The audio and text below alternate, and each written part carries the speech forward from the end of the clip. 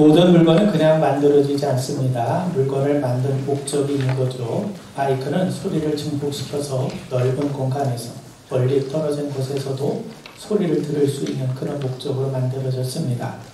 하나님의 세상을 창조하신 목적도 마찬가지입니다. 시편 19편에 보면 하늘이 하나님의 영광을 선포하고 궁창이 그의 손으로 하신 일을 나타내는도다. 하나님이 당신의 영광을 드러내시기 위해서 세상을 지으셨다고 말씀하죠. 세상의 모든 피조물이 하나님의 영광을 드러내고 있습니다. 우리는 자연의 웅장함 또 그 신비를 통해서 세상을 창조하신 하나님의 얼마나 능력이 있으시고 위엄이 있으시고 섬세하신지를 찬양하게 되죠. 또 하나님의 인간을 지으신 목적도 동일합니다. 이사야 43장에 보시면 이 백성은 내가 나를 위하여 지었나니 나를 찬송하게 하려 함이니라. 자, 여러분, 하나님이 세상을 창조하시고 여섯째 날에 인간을 지으셨어요. 그리고 일곱째 되는 날을 안식일로 구별하셨습니다. 하나님 일곱째 날을 하나님께 예배하는 날로 정하시고 그 날을 복되게 하시고 거룩하게 구별하셨던 겁니다. 여러분, 창조의 목적과 절정은 안식일에 있습니다. 인간이 하나님을 찬양하고 예배하는 것이 창조의 목적이요 또 하나님의 뜻에 부합하는 일입니다. 여러분, 우리 인간은 행복을 원하죠. 성공을 추구하고 있지 않습니까? 또 자아 실현을 통해서 자기의 존재감을 드러내고 싶어 합니다. 그런데 이런 것보다 더 근원적인 목적이 뭐냐? 그게 바로 하나님을 예배하는 겁니다. 그러므로 하나님이 인간을 창조하신 목적은 하나님을 경배하고 하나님께 영광을 돌리기 위함인 겁니다. 그런데 과연 인간은 창조의 목적에 따라 하나님을 예배하는 자가 되었습니까? 그렇지 않죠. 우리가 아는 것처럼 최초의 인간 아담은 하나님을 찬양하고 예배하는 자로 부름을 받았지만 뱀의 유혹에 넘어가서 하나님이 금하신 선악과를 따먹고 알게 됩니다. 하나님은 동산의 모든 과실을 허락하시고 단지 동산 중앙에 있는 선악과만은 먹지 말라고 말씀하시죠. 그 열매를 먹으면 반드시 죽는다고 말씀합니다. 그런데 뱀이 유혹해요. 여러분, 성경에서 뱀은 마귀입니다. 하나님을 대적하다 내쫓김을 당한 자입니다. 마귀는 자신이 처할 운명을 너무나도 잘 알고 있습니다. 그는 장차 하나님의 심판을 받아서 영원한 멸망에 처하게 될 것을 알고 있습니다. 그런데 마귀는 자기만 하나님의 저주를 받고 하나님의 심판을 받는 걸 원치 않아요. 그래서 물귀신 작전을 펴는 겁니다. 그래서 인간을 유혹해서 자기와 똑같은 죄를 짓게 만들어서 자기가 가는 곳에 인간도 함께 데려가기를 원했던 겁니다. 그래서 아담을 속여서 하나님 앞에 범죄하게 만들었던 거죠. 자, 여러분, 하나님은 선악과를 먹으면 반드시 죽는다고 말씀하세요. 반면 마귀는 인간을 속였는데 선악과를 먹으면 죽는 것이 아니라 하나님처럼 된다고 인간을 속였습니다. 여러분, 이 말은 결국 하나님 섬기는 자가 되지 말고 네가 하나님처럼 살라는 거예요. 달리 말하면 하나님을 예배하는 자가 되지 말고 네 욕망이 이끄는 대로 네가 원하는 것을 예배하며 살라는 겁니다. 여러분, 하나님을 예배하며 사는 것이 얼마나 따분하냐? 정말 할 일 많은 세상에서 네가 원하는 것을 마음껏 누리며 사는 그런 인생을 살 것을 우리에게 요구하고 유혹했던 겁니다. 자, 여러분, 선악과는 하나님 말씀이에요. 하나님은 선악과에 당신의 뜻을 담아 놓으셨어요. 그래서 이 열매를 바라볼 때마다 하나님을 기억하라는 겁니다. 하나님이 주인 되시고 인간은 피조물이라는 사실을 깨달으라는 겁니다. 하나님만이 예배의 대상이 되시고 우리 인간은 하나님을 예배하는 자임을 분명하게 알기를 원하셨던 겁니다. 그런데 하나님은 선악과 나무를 어디에 두셨습니까? 동산 중앙에 두셨어요. 변두리에 두셨다면 저 끝에 있었으면 이쪽 반대편에 있는 사람은 볼 수가 없었을 텐데 동산 중앙에 두셨기 때문에 어디서든지 이 선악과를 볼 수가 있었던 거죠. 여러분, 이 말은 우리에게 뭘 말해줍니까? 우리가 어떤 형편과 어떤 처지에 놓여있다 하더라도 우리는 항상 하나님을 바라보며 살아야 된다는 거예요. 말씀을 기억하라는 거예요. 하나님 중심으로 살아가라는 겁니다. 하나님을 예배하는 예배자로 살라는 거죠. 자, 그런데 아담은 하나님 대신에 자기를 섬기기로 결심했어요. 하나님 대신에 자기를 예배하기로 결심했어요. 하나님이 원하시는 것보다 내가 원하고 내가 추구하는 것을 따르며 살기를 원했던 겁니다. 그래서 선악과를 따먹은 거죠. 하나님을 거부하고 하나님의 영광을 가로채므로 마귀가 한 짓을 그대로 따라했던 거예요. 그래서 인간은 마귀의 자식이 되었고 마귀의 추종자가 되었다고 성경이 우리에게 말씀합니다. 마귀를 추종하니 어떻게 하나님과 함께 할 수 있겠습니까? 그래서 하나님과 함께 있을 수 없어서 에덴에서 추방이 당한 거예요. 성경은 이것을 죄라고 말씀하는 겁니다. 여러분, 우리는 흔히 거짓말하거나 도적질하거나 간음하거나 폭행을 하거나 이런 것들을 우리가 죄라고 얘기하죠. 근데 성경에서 말하는 죄는 이런 죄 이전에 뭔가를 행하는 것 이전에 어떤 상태를 의미합니다. 성경이 말씀하는 죄라고 하는 것은요, 하나님을 떠난 상태, 하나님이 없는 상태, 하나님과 단절된 상태, 하나님과 대적한 상태에 있는 것, 이것을 성경은 죄라고 말씀해요. 자, 여러분, 적들이 성을 포위했어요. 그런데 누군가 적과 내통을 하는 바람에 문을 몰래 열어줍니다. 그래서 성문 안으로 적들이 성 안으로 들어와서 사람들을 포로로 끌어갑니다.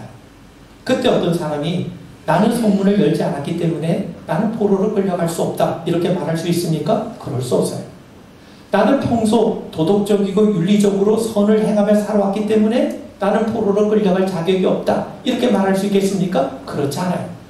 그가 도덕적으로 선을 행하며 살았든 그러지 못했든 포로로 끌려갈 수밖에 없어요.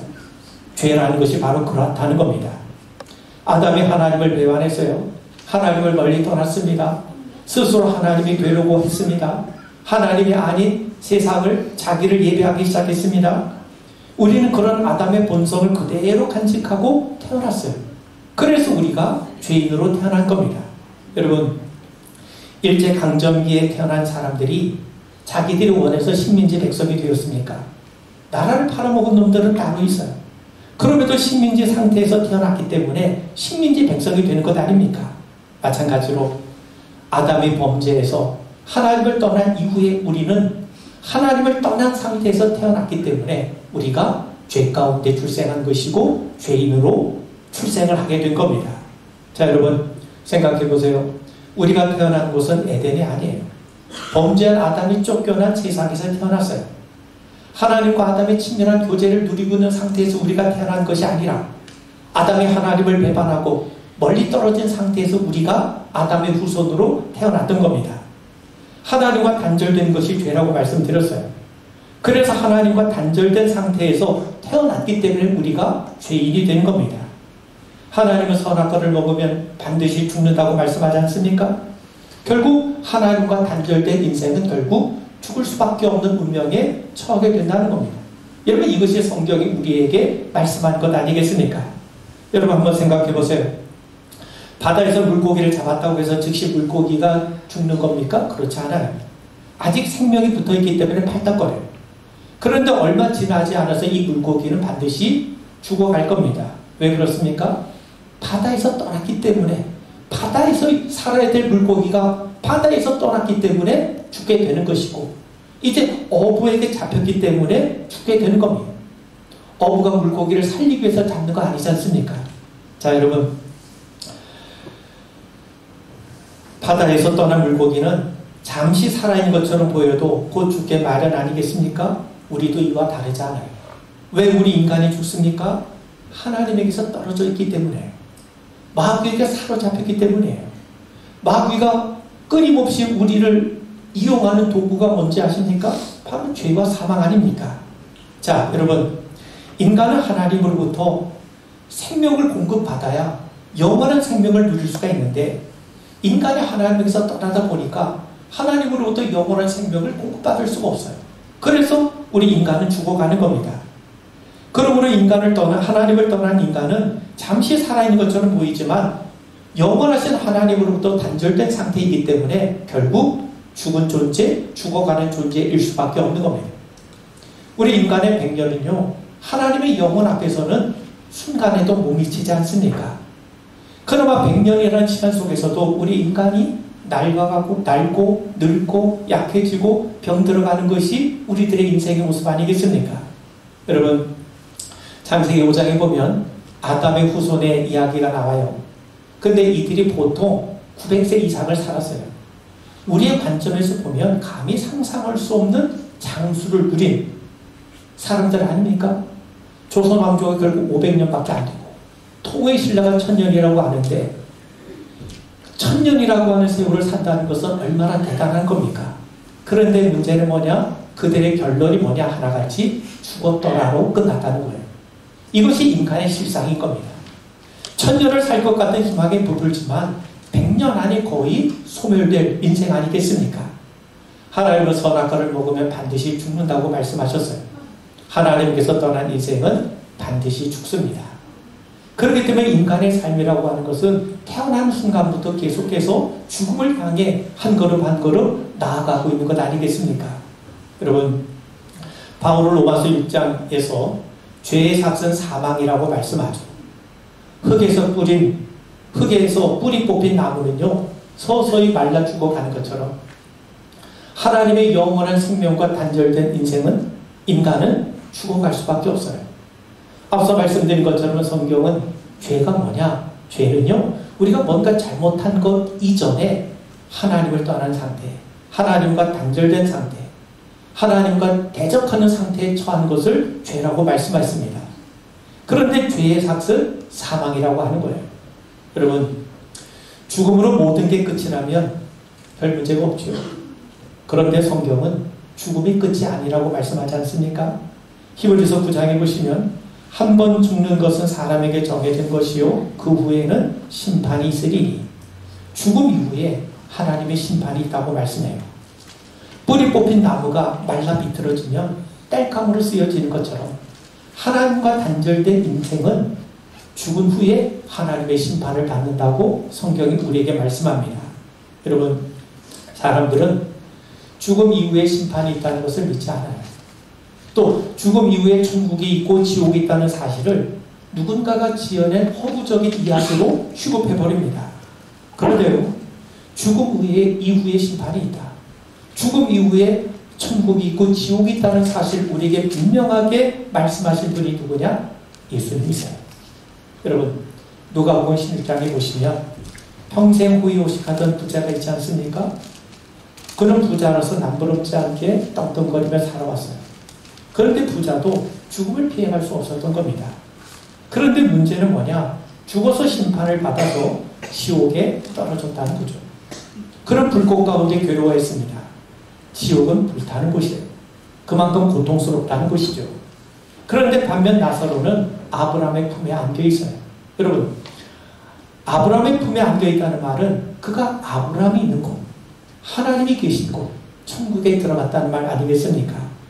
여러분, 부자는 지옥에서 몸부림치면서 자기 동생들과는 절대로 지옥에 오지 않도록 경고해달라고 간청을 하죠. 사람이 지옥의 실체를 알게 되면 전도자가 되지 않을 수 없다는 겁니다. 근데 여러분, 하나님을 배반한 마귀, 그리고 마귀를 추종한 세력들을 마지막에 던져지는 곳이 어디냐? 유황불이 타는 불못이라고 성경은 우리에게 말씀합니다. 이 말은 무슨 말이겠습니까? 죽음 이후에 심판이 있다는 거예요. 그리고 하나님을 배반한 죄에 대해서 하나님의 심판의 권력이 뭐냐? 지옥이라는 것 아니겠습니까? 반면 하나님을 섬긴 백성들에 대한 심판은요, 천국입니다. 여러분, 이 비유를 우리에게 들려주신 분이 바로 예수님이심을 우리 분명하게 기억하시고 잊지 말으셔야 됩니다. 자, 그렇다면 어떻게 우리는 죄의 삭신 사망에서 벗어날 수 있겠는가? 어떻게 죄에 대한 심판의 지옥을 우리가 피할 수 있겠는가? 여러분, 창조 이후의 모든 인간은 다 죽었어요. 이 말은 결국 죄의 삭신 사망이라고 했으니 모든 사람이 죽었다는 것은 모든 사람들이 다 죄인이라고 하는 증거 아니겠습니까? 바울은 로마서 3장에서 말씀하기를 모든 사람이 죄를 범하였음에 하나님의 영광에 이르지 못하더니 성경은 모든 사람이 죄를 범했다고 말씀합니다. 달리 말하면 모든 사람이 다 죄를 지었기 때문에 죄를 지은 인간 중에는 인간을 구원할 구원자가 있을 수 없다는 말입니다. 여러분, 죽을 자가 어떻게 죽을 자를 구원할 수 있겠습니까? 그러므로 인간 중에는 인간을 구원할 구원자가 있을 수 없다는 거예요. 여러분, 내가 상대방에게 뭔가 잘못한 일이 있으면 그 문제를 해결해 줄 수 있는 자는요, 내가 아니라 상대입니다. 내가 상대방에게 잘못을 해놓고 나 스스로 괜찮다 그렇게 말할 수 있겠습니까? 내가 잘못했다면 상대방으로부터 용서를 받아야죠. 용서는 내가 하는 게 아니라 상대방이 내게 해줘야 되는 겁니다. 여러분, 인간이 죄인이라는 건 뭐냐? 인간이 하나님을 향해 죄를 지었다는 거예요. 인간이 하나님을 향해 죄를 지었다는 것이 바로 우리들의 실존, 우리들의 모습 아닙니까? 하나님이 우리를 떠나신 겁니까? 아니죠. 우리가 하나님을 떠났어요. 하나님이 우리를 배반하신 겁니까? 아니죠. 우리 인간이 하나님을 배신하고 배반했어요. 그러므로 용서는요, 우리에게서 나오는 것이 아니라 하나님에게서 나와야 마땅합니다. 우리는 용서받아야 하고 용서받을 대상이지 용서해야 될 주체가 아니거든요.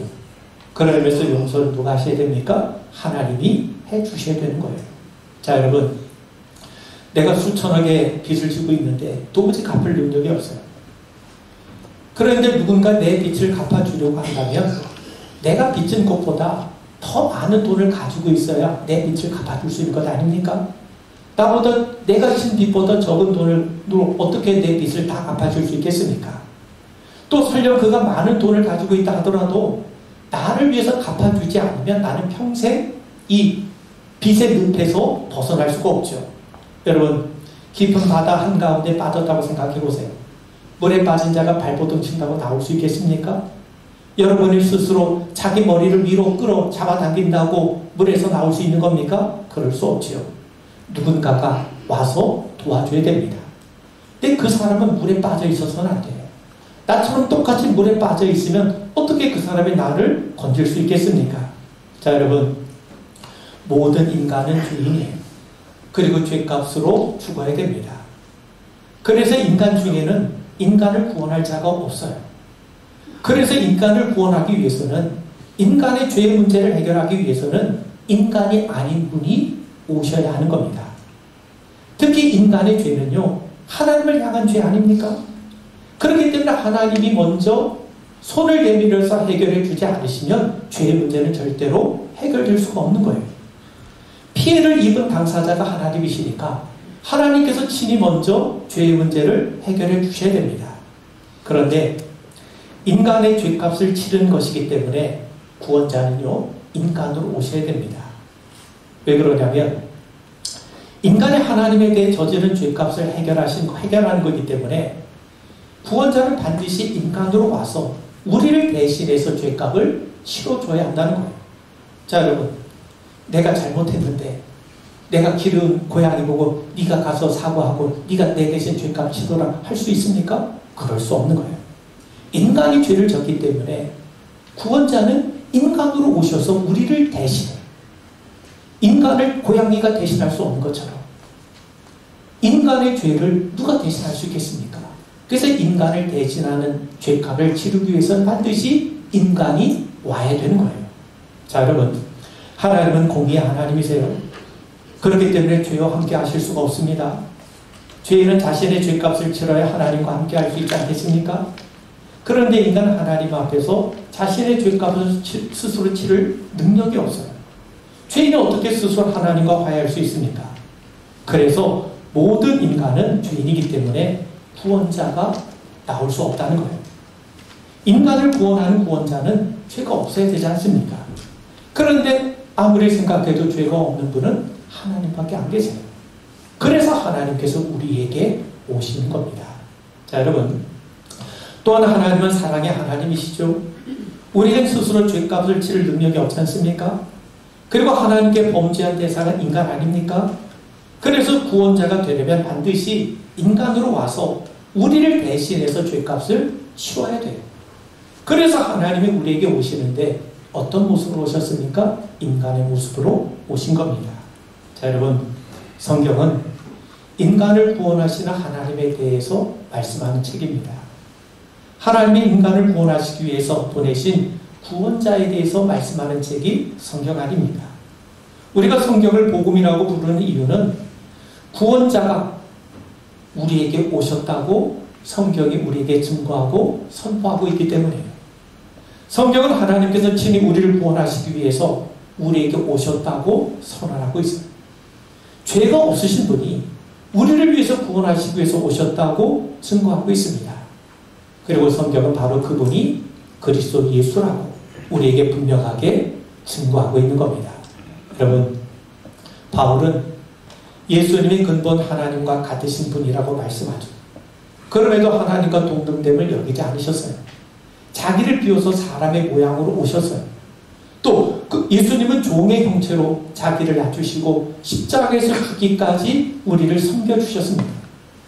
예수님이 그렇게 하늘의 보좌 영광을 버리시고 십자가에 아낌없이 자기를 내어주신과 같이 우리를 섬겨주셨기 때문에 우리는 죄 용서받을 수 있었고 의로운 자라 인정을 받게 되었던 거고 성도가 된 것이고 하나님의 백성이 된 것이고 하나님을 아버지라 부를 수 있는 자녀가 된 것 아닙니까? 성경이 복음인 이유는 하나님의 아들 예수님이 오셨다는 거예요. 그분으로 인해서 구원이 완성되었다는 것 아니겠습니까? 예수님이 오셨다는 것. 예수님이 육신의 몸을 입고 이 땅에 오셨다는 그 자체가 하나님을 떠난 인간에게 하나님이 찾아오신 거고 화의 손을 내미신 것이고 또 하나님이 당신의 구원을 우리에게 허락해 주셨다고 하는 구체적인 증거 아니겠습니까? 여러분, 예수님은 하나님과 본체시고 동등하시기 때문에 죄가 없으세요. 성경은 죄 없는 하나님의 아들이 처녀 마리아의 몸을 통해 이 땅에 오셨다고 말씀합니다. 예수님은 마리아의 몸에서 나셨기 때문에 완전한 인간으로 오셨어요. 인간으로 오셔야 인간을 대신해서 인간을 대표해서 인간의 죄를 용서할 자격을 갖추신 것 아닙니까? 또한 예수님은 성령으로 잉태되셨어요. 성령으로 잉태되셨다는 말은 예수님이 하나님의 생명으로 잉태되셨다는 것 아니겠습니까? 그 말은 곧 예수님이 하나님이시라는 거예요. 그분은 하나님이시기 때문에 우리의 죄를 용서하실 수 있고 구원을 이루실 수 있는 겁니다. 그래서 예수님은 죄가 없으시고 완전하신 하나님이시기 때문에 인간의 모든 죄를 용서하실 온전한 자격을 갖추시게 된 겁니다.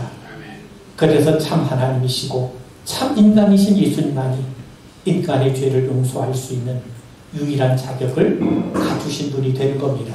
자, 여러분, 오늘 우리가 읽은 말씀해 보시면 아들을 낳으니 이름을 예수라 하라. 이는 그가 자기 백성을 그들의 죄에서 구원할 자이심이라. 여러분, 제가 만약 성경을 새로 번역을 한다면 이 구원할 자 앞에 단 한마디를 더 넣고 싶어요. 그건 뭐냐? 유일한 구원자예요. 예수님만이 우리의 유일한 구원자 되심을 믿고 우리 예수님의 오심을 기다리고 준비하는 여러분 되기를 주의 이름으로 축원을 드립니다. 아멘.